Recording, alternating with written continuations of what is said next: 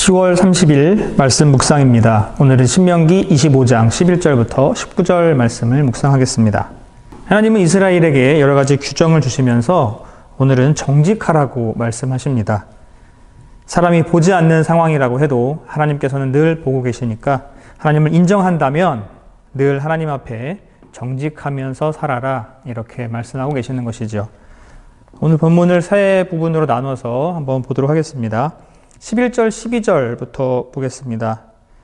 두 사람이 서로 싸울 때에 한 사람의 아내가 그 치는 자의 손에서 그의 남편을 구하려 하여 가까이 가서 손을 벌려 그 사람의 음낭을 잡거든 너는 그 여인의 손을 찍어버릴 것이고 내 눈이 그를 불쌍히 여기지 말지니라. 두 사람이 싸우는데 한 사람의 아내가 다른 사람의 음낭을 잡을 경우 그 손을 자르라고 말합니다. 정황상 자신의 남편이 수세에 몰려서 맞고 있는 것 같습니다. 그 남편을 구하기 위해서 무엇을 하려고 할 때 여자로서 가장 할 수 있는 강한 공격은 급소를 공격하는 것이었겠죠.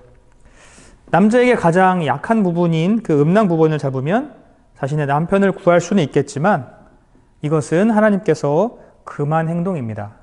왜 이것이 잘못되어 있을까요?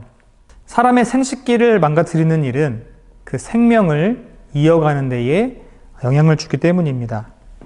히브리인들도 우리나라와 마찬가지로 대를 잇는 것을 굉장히 중요하게 생각했는데요.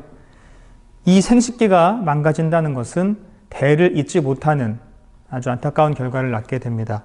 이것처럼 큰 잘못은 없는 것이죠. 생명을 귀하게 여기는 그 히브리 사회에서 그 아내의 의도는 자신의 남편을 구하고자 하는 행동이었지만 그 행동으로 인하여서 결과는 아주 안 좋은 결과가 나오게 됩니다. 수단이 결과를 정당화할 수 없다는 것입니다. 그렇기 때문에 하나님께서는 그 여인에게 잘했다고 말할 수가 없는 것이겠죠. 하나님은 생명을 소중히 여기고 또한 그 생명을 이어가는 것, 그것도 귀중하게 여기십니다. 13절부터 16절까지를 한 번에 묶어서 보도록 하겠습니다. 너는 내 주머니에 두 종류의 저울추 곧 큰 것과 작은 것을 넣지 말 것이며 내 집에 두 종류의 되 곧 큰 것과 작은 것을 두지 말 것이요 오직 온전하고 공정한 저울추를 두며 온전하고 공정한 되를 둘 것이라. 그리하면 내 하나님 여호와께서 내게 주시는 땅에서 내 날이 길리라. 이런 일들을 행하는 모든 자, 악을 행하는 모든 자는 내 하나님 여호와께 가증하니라. 무게를 잴 때 저울을 사용했습니다. 요즘처럼 전자저울은 당연히 아니었을 것이고 양쪽의 무게를 재보는 추를 이용한 저울이었을 것입니다. 우리 어릴 적에 양팔 저울 다들 해보셨을 텐데요. 한쪽에는 물건을 올려놓고 한쪽에는 추를 올려놔서 물건의 무게와 추의 무게가 같아지는 것을 찾는, 수평점을 찾는 그런 저울입니다. 그래서 이 추의 무게가 중요한데 그 추의 무게가 정확하지 않다면 이 물건의 무게도 정확하게 잴 수 없는 것이겠죠. 다시 다르게 말하자면 추의 무게를 조정해서 물건의 무게를 조정하는 것이 이 시대의 상인들이 했던 속임수였습니다. 상인들이 물건을 살 때는 그 물건을 가볍게 재고 상인들이 물건을 팔 때는 더 무겁게 재는 것이죠. 그래서 두 가지 추를 놓고 무거운 추, 가벼운 추를 같은 무게인 것처럼 재는 것입니다. 추의 무게가 정확해야 물건의 무게가 정확할 텐데 추의 무게를 이렇게 두 개를 가지고 눈속임을 해가면서 속이는 일, 이런 일들이 빈번했던 것이죠.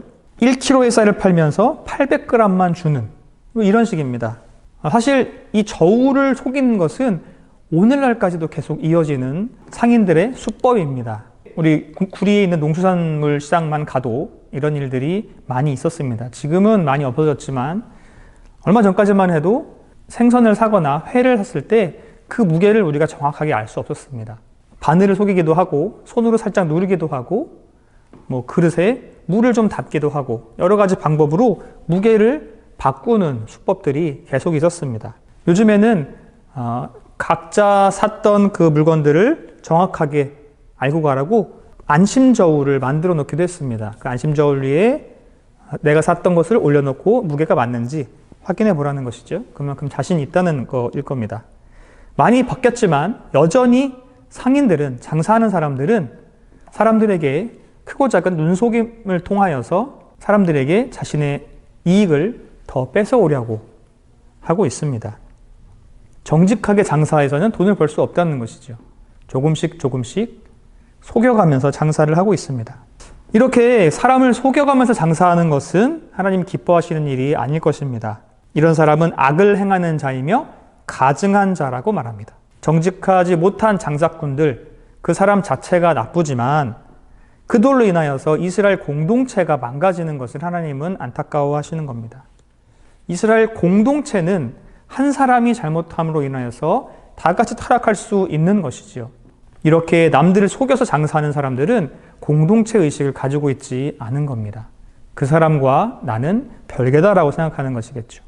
공동체라면, 하나라면, 가족이라면 그렇게 속여서는 안 되는 것입니다. 그만큼 하나님은 공동체를 사랑하고 계시는 것입니다. 나머지 17절, 18절, 19절을 묶어서 한번 해보도록 하겠습니다. 너희는 애굽에서 나오는 길에 아말렉이 내게 행한 일을 기억하라. 곧 그들이 너를 길에서 만나 내가 피곤할 때에 내 뒤에 떨어진 약한 자들을 쳤고 하나님을 두려워하지 아니하였느니라. 그러므로 내 하나님 여호와께서 내게 기업으로 주어 차지하게 하시는 땅에서 내 하나님 여호와께서 사방에 있는 모든 적군으로부터 내게 안식을 주실 때에 너는 천하에서 아말렉에 대한 기억을 지워버리라. 너는 잊지 말지니라. 아멘. 하나님의 백성인 이스라엘이 그들의 왕인 하나님의 뜻대로 살기 위해서 어떻게 해야 되는지 하나님께서는 여러 가지 기준들을 제시해 주셨습니다. 그리고 오늘 마지막에 아말렉에 대한 이야기가 이어집니다. 이스라엘이 광야 르비딤에서 아말렉과 싸웠을 때를 말하는 것이겠죠. 아말렉은 무자비하고 비열합니다. 뒤에서 약한 자들, 여자와 아이들을 공격하여서 괴롭혔습니다. 그리고 그들은 하나님을 두려워하지 않았습니다. 그 아말렉을 하나님께서 진멸하라고 하십니다. 가나안에서 이스라엘이 살아갈 때에 철저하게 아말렉을 진멸해야 합니다. 그들의 이름을 기억하지 않을 수 있도록 그들을 진멸해야 합니다. 이스라엘은 하나님의 도구로서 하나님의 심판을 그렇게 내리는 역할을 하게 됩니다. 꼭 그렇게 잔인해야 할까요? 진멸이라는 것은 모두 죽인다는 건데 이런 생각을 하기도 합니다. 여자와 어린아이는 놔둬도 되는 거 아닌가? 그러나 하나님은 하나님이 잔인한 분이라서 그런 것이 아니고 이스라엘을 보호하기 위해서 이렇게 말씀하고 계십니다. 우리가 본문을 읽고 있는 우리들은 그 하나님의 마음을 어느 정도 알 수 있지만 당시 이스라엘 백성들은 그 하나님의 마음을 잘 알지 못했던 것 같습니다. 하나님께서 이스라엘을 얼마나 사랑하시고 그 이스라엘이 가나안에서 살면서 어떻게 하나님께 가까이 갈 수 있는지 하나님은 이야기해 주시는데 그들에게 있어서는 이해할 수 없는 부분이었을 수도 있을 겁니다. 어린아이일지라도 장차 장성하면 그가 전사가 됩니다. 그래서 그 아말렉의 어린아이들은 아무리 어린아이지만 함께 진멸해야 하는 것이죠. 그 어린아이를 남겨뒀을 때 그 어린아이들이 자라서 이스라엘을 다시 괴롭히게 될 겁니다. 또한 하나님을 섬기는 유일신 신앙마저도 흔들어 버릴 수 있습니다. 그래서 하나님께서는 이스라엘만 보이는 것이고 하나님께는 이스라엘이 가장 중요한 것입니다.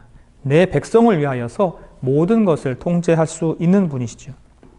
실제로 아말렉은 진멸되었습니다.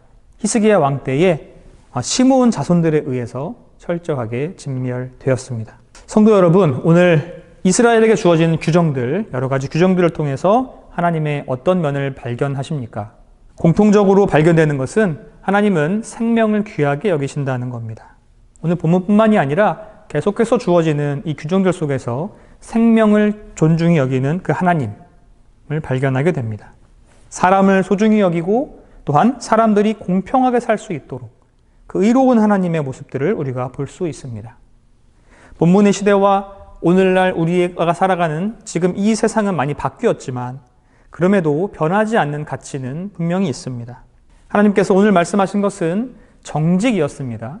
그들에게도 정직이 중요했지만 오늘날 우리에게도 세상이 이렇게 많이 변한 오늘날에도 정직은 우리에게 귀한 가치입니다. 눈앞에 보이는 이득을 바라보지 마시고 하나님을 바라봐야 합니다. 그 작은 이득 때문에 남들을 속이고 현혹시키는 것을 우리는 하지 말아야 합니다. 지금 당장 나에게 유익이 있어 보이지만 하나님께서는 그것을 가증하다 이렇게 말씀하시고 불법으로 여기십니다. 오늘 우리의 삶에서 하나님 앞에 정직하게 살았으면 좋겠습니다. 남을 속이는 것은 사람에게는 통하나 하나님에게는 통하지 않습니다. 반드시 하나님 앞에 정직해야 합니다. 그래야 하나님을 인정하는 신자일 것입니다. 누가 보던 보지 않던 늘 정직을 삶에 적용하며 살아야 하는 우리 장자교회가 되었으면 좋겠습니다. 오늘 하루에도 우리에게는 많은 유혹들이 있을 것입니다. 작은 거짓을 통하여서, 작은 속임을 통하여서 나에게 유익과 이익이 올 수 있는 기회들이 많이 있을 것입니다. 아무렇지도 않게 여기는 그런 거짓말들을 통하여서 나에게 유익이 오는 경우도 있을 것입니다. 그러나 하나님께서는 우리에게 늘 정직하라고 말씀하십니다. 작은 유익을 바라보지 마시고 하나님 앞에 죄짓지 않고 정직한 모습을 바라보며 하나님께 기쁨이 되는 오늘 하루를 살 수 있도록 다짐하는 하루가 되었으면 좋겠습니다. 정직함을 통하여서 하나님께 기쁨을 드리는 저와 여러분이 되시기를 주님의 이름으로 축복합니다.